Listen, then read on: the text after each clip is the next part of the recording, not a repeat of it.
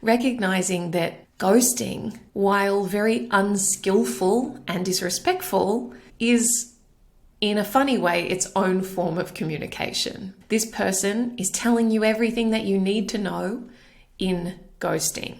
And what they're telling you is, I do not have capacity to be in relationship with you. And please take that as a comment on their constraints.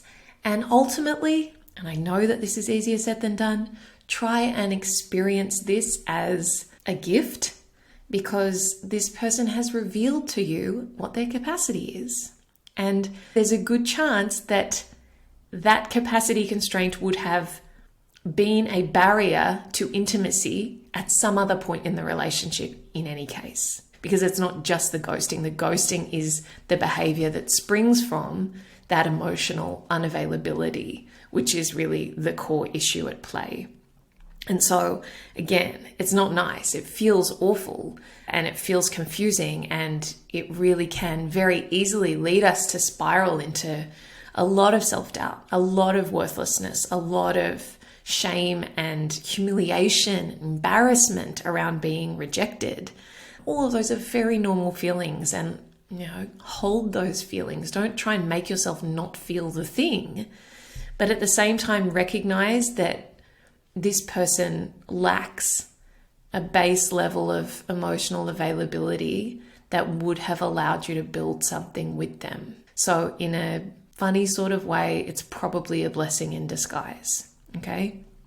So really, if this has happened to you, my strong advice, and of course, again, take it or leave it, and I know there's a million exceptions and a million iterations of this, but I think that if you can take a person ghosting as information and as an unskillful, indirect form of communication of their capacity and investment level in you, accept that as it is. Don't try and get anything from them. And before reaching out to them to just, sometimes people will say, okay, I don't expect a reply, but I just want to, give them a piece of my mind and tell them how much of a whatever they are, insert profanity here. And look, you can do that if you want, but I think that oftentimes you're going to feel worse for it. My personal view is take the high road.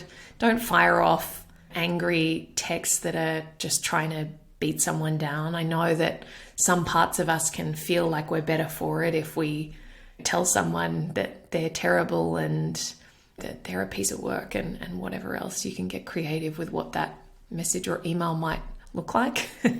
But I think that integrity and dignity and really staying true to our values and true to authenticity and self-worth, I don't know that we have to stoop to the level of unleashing on someone and going on a tirade, because I think that is descending to the level of the person who has hurt you rather than holding your head up high and declining to participate in dynamics like that. You can tell someone that you're disappointed, but again, I think the golden rule here is if you are going to be hanging out for their reply in a way that is going to destabilize you and consume you, don't send the message. If you think that you can really send any message, whether it's heated or otherwise, and put your phone down and walk away and genuinely feel a sense of closure and detachment after you've done that, then fine, you can do that, and that is absolutely at your discretion.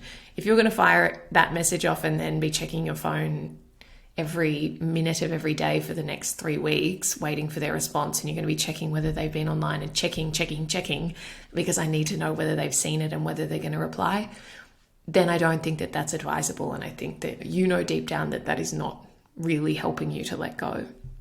So, all of that being said, try to honor the emotions that come with this process, because as I said, completely normal and natural. It's not a pleasant experience. It is not kind. It's not respectful. And it is normal and natural that you would feel hurt and disappointed and confused and embarrassed. All of those things are very normal, right? But try not to take that leap from those emotions to I'm worthless and this always happens to me because people don't like me and no one's ever going to like me, and all of those stories that really take us from pain to suffering and keep us stuck there.